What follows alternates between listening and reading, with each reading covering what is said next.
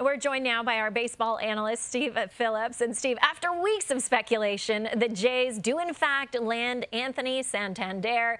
Is he a good fit for this lineup, and how significant of an impact can he make?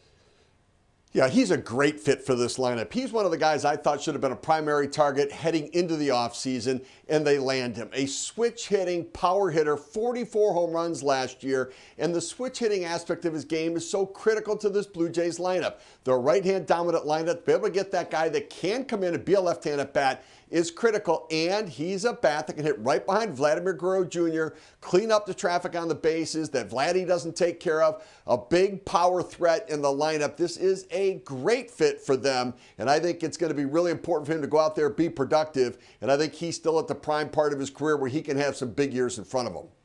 So it's awesome to get this great news for the Jays, and as they're currently constructed, how many moves away from contention is this team, Steve?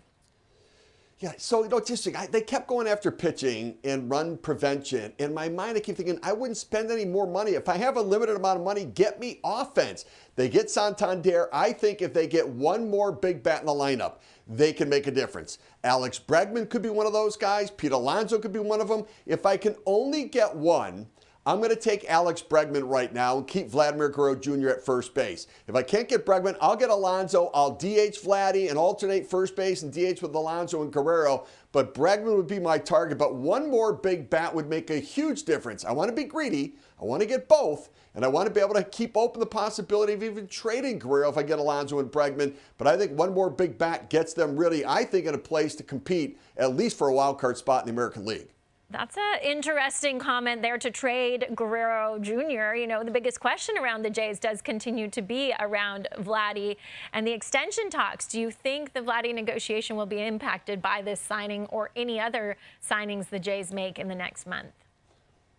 So it's interesting. I think that there's really two different ways to look at it. There's the team side and the Guerrero side. So there's no part of the additions that's going to make the team competitive that I think changes the position for Vladdy Guerrero Jr. I don't think he looks at it and says, now I really want to stay here. It's going to come down to a payday. He wants his monster payday. He's not going to get what Soto wants, but he wants to chase that deal. He wants it. It doesn't matter who's on the roster. He wants his payday. From the team side of it, I think that if they're able to get Bregman and Alonso, then I think they could start to consider pulling back on the Guerrero negotiations and potentially trade him, because they've set themselves up to compete in 2025 and beyond, even without Guerrero, and a trade could further fortify building that roster. So I think things could change for the team, not so much for Guerrero.